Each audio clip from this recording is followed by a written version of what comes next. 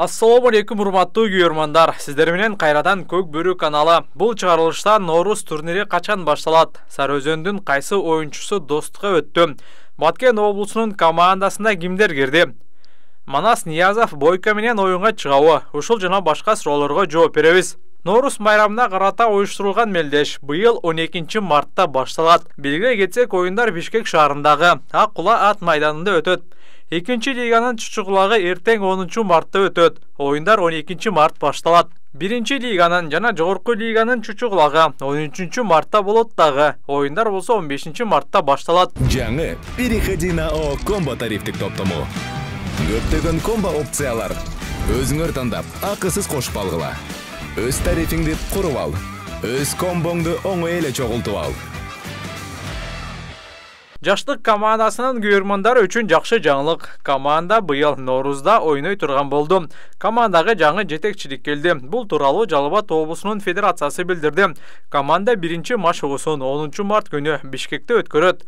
Ал эми жогорку лиганын башка командалары машыгууну марттын башында эле башташкан. Достук командасы дагы Бишкекте алгачкы машыгуусун өткөрдү. Бирок команданын өкүлдөрү толук курам дагы да болсо белгисиз экендигин айтып жатышат. Бир гана нерсе, Кыяс Ниязов команданын капитаны бойдон калды. Ал биринчи номерде ойнойт. Кыяс агабыз бул турнирде Острия аргымагы менен ойнойт. Бул аргымакты команда Өзбекстандан алып келди. Өзбекстанга сатылганга чейин бул атты Алатау командасында Байыш Ниязов ойнотуп келген. Ошондой эле достуктун машыгуусунда командада Марлис Когелдиев, Эмирлан жана Элдияр Жеңишбековдор командада калганын байкасак болот. Ошондой эле машыгууда Манас Ниязов Бойканы минип жүргөнүн көрсөк болот. Кандай ойлойсуздар? Бойко оюнга чыгабы же карьерасын бүтүргөнбү? Пикирлерди калтыргыла. Ошондой эле былтыр Сарыөзөндө ойногон Арген Карыпбаев быйыл достукта ойношу мүмкүн деген сөздөр айтылууда. Ал эми Сарыөзөндүн курамы төмөндөгүдөй. Жаракат алган Рустам Малашенканын ордуна Сыймык Насырымбеков келди. Быйыл Баткен облусунан дагы команда оюндарга чыгат. Ак Илбирис командасынын курамын Жаныбек Каримов менен Батыралы Улукбек уулу толуктады. Эске салсак, бул жигиттер буга чейин өзгөн командасында оюн көрсөтүп келген. Жана Тилекке каршы аталган команда быйылкы жылы оюнга чыкпайт. Ошондой эле Баткендин командасына буга чейин достукта ойногум келет деген Кутман Бакытбек уулу кошулду.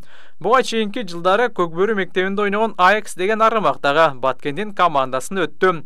Ошондой эле Баткендин командасына Жекеме-Жекенин Омат деген аты кошулду.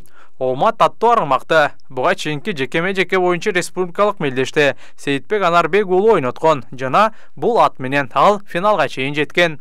Ал эми лигаларда Омат аттуу аргымак Көкжал командасында ойноп келген.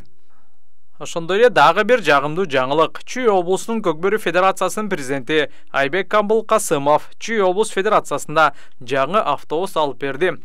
Улакчылар жакшы сүйлөй албайт, сөзгө жок деген стереотипти намысын оюнчусу Алымбек жокко чыгарды. Төмөнкү видеону көрүп, Алымбектин сөз байлыгына баа берип кетиңиздер. Сүйүнүн тунугун, мезгилдин жазын, кайгынын азын, гүлдүн кызылын, жашоонун кызыгын алайын, ар дайым үйүңөргө каар жабай күлкү жасын, жаан жабай бакыт жасын. Бакыттын базарында, ак тилектердин ордосунда жүрө бергиле. Эх, досум, турмуштун кылбыраты барабасын. Эми сени мындан башка кыздар карабасын. Сага жетпей калган Жанара, Айдана, Алина деген кыздар эми Азакем деп көз жашын төгүп ыйлабасын. Барбы азат досум?